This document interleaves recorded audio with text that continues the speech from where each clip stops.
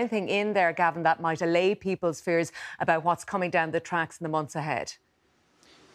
Not a huge amount, I'm afraid, Colette, that might give people a little bit of reassurance. What we have had, perhaps more notably, is EirGrid and to some degree the CRU, the energy regulator, pointing out to the government that it was warned last year about the prospect of there being shortfalls in energy this winter. They both say that it doesn't appear to be anybody's fault that procurement for emergency electricity supplies for this winter didn't ultimately come through, that they weren't able to get the extra generators that they hoped they needed. They had tried to start the process to make sure that any shortfall was covered, and they simply weren't able to get it all done in time. The focus for them now is to make sure that they start a procurement process ahead of next winter to make sure that there are no blackouts in winter 2023-24. But we did have EirGrid and the CRU both saying that when they were in front of the same Oireachtas committee 10 months ago, last October, they did point out that there was likely to be shortfalls, that unless there was emergency procurement, there was going to be a surplus of demand over supply, and that the government really should have seen all of this coming, which does, of course, undermine some of the arguments put forward by Micheál Martin in recent weeks that really there should have been some sort of early warning for all of this. Their response is that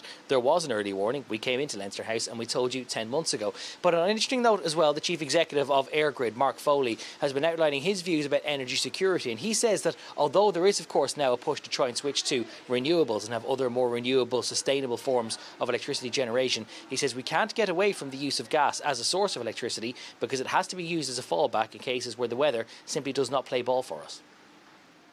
Delivery of new gas generation which can back up our substantial renewable generation resources when the wind does not blow and the sun does not shine must be viewed as the point of success, in that it builds capacity and security to enable social and economic growth for our country, as well as facilitating the transition of the electricity system to a less carbon intensive one.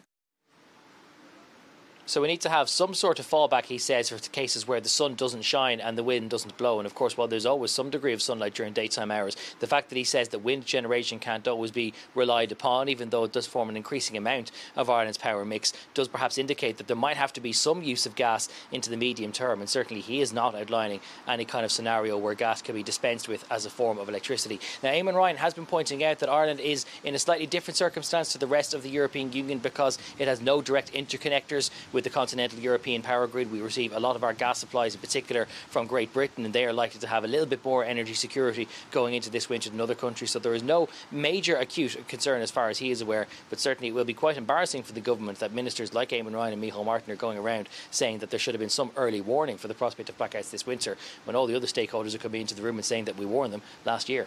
All right, Gavin, thank you.